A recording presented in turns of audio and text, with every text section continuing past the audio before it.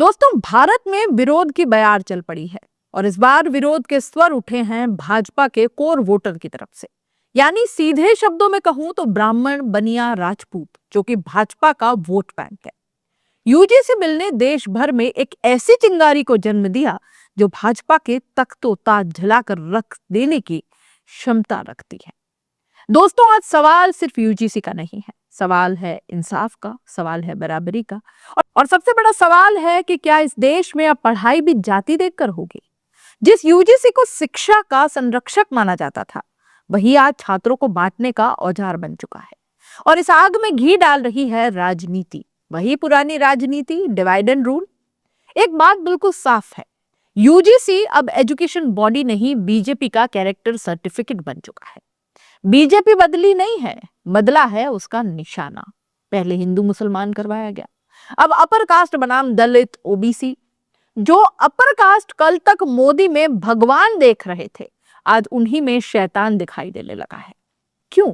क्योंकि अब वही समाज समझ रहा है बीजेपी किसी की नहीं है, न मुसलमानों की, न ब्राह्मणों की, न ठाकुरों की। भाजपा सिर्फ सत्ता की है। उदयपुर में भी विश्वविद्यालय अनुदान आयोग यानी यूजीसी के नए नियमों को लेकर विप्र समाज और स्वर्ण संगठनों में रोष देखने को मिल रहा है।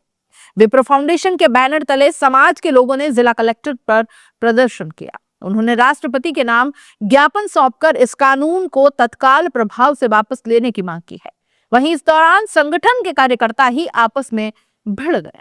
विवाद की शुरुआत जनता सेना से जुड़े पंकज सुखवाल ने प्रधानमंत्री नरेंद्र मोदी के खिलाफ नारेबाजी करने से की।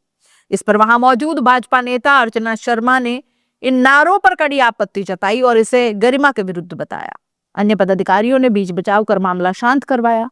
प्रदर्शनकारियों का स्पष्ट कहना है कि यह नया कानून संविधान के मूल ढांचे और समानता के अधिकार पर प्रहार है।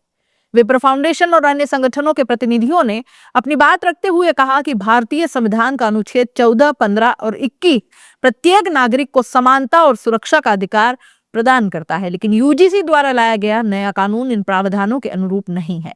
संगठनों का आरोप है कि इस बदलाव के जरिए सामान्य वर्ग के अधिकारों और उनके संवैधानिक संरक्षण को पूरी तरह से नजरअंदाज किया जा रहा है, जिससे समाज के एक बड़े वर्ग में असुरक्षा और असंतोष का भाव है।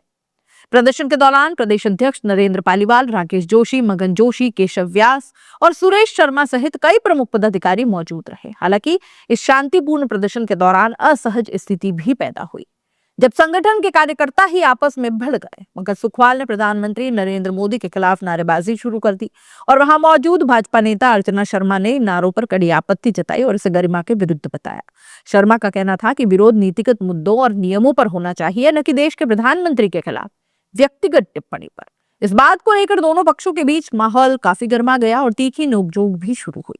देखते ही देखते विप्र पदाधिकारी सैनिक दो धड़ों में बंटे नजर आए और मौके पर अफरा तफरी मच गई। विवाद को बढ़ता देखा तो वहां मौजूद वरिष्ठ पदाधिकारियों और समाज के अन्य प्रबुद्ध जनों ने हस्तक्षेप किया। काफी देर तक चली समझाइश और बीच बचाव के बाद दोनों पक्षों को शांत किया गया, जिसके बाद मामला ठंडा पड़ा और ज्ञापन सौंपने की प्रक्रिया पूरी हुई। मतलब विरोध के लिए एक मंच पर तो आए, पर प्रधानमंत्री मोदी का मोह भारी पड़ गया। विरोध में उनका नाम बर्दाश्त नहीं हो पाता, जबकि नीति के लिए जिम्मेदार ठहराना उन्हें गलत नहीं माना जा सकता।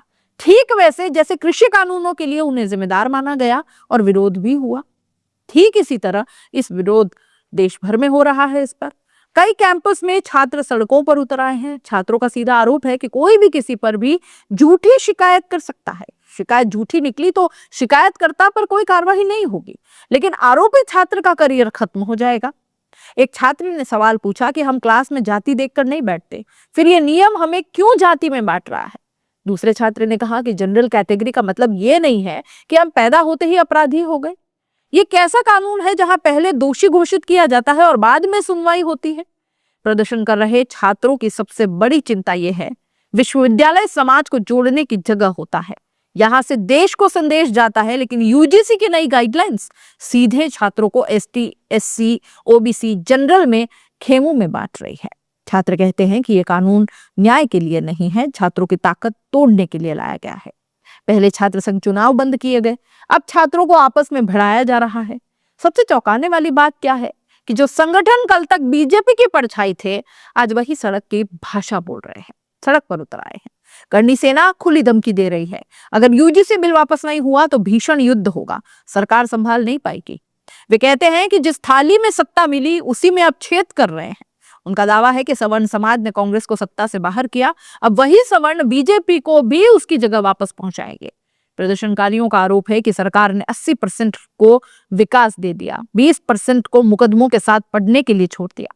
सबका साथ, सबका विकास, सबका विश्वास, अब ये सिर्फ नारा रह गया है, विश्वास तो टूटा है। दोस्तों, एक बात याद रखिएगा, नेता भगवान नहीं होता, वो जनता का नौकर होता है। लेकिन 2014 के बाद जनता ने नेताओं को हीरो बना लिया, सर माथे पर बिठा दिया, भगवान बना दिया। और जब भगवान बना ही दिया तो भगवान के कामों में कोई मीन में कैसे निकाली जा सकती है?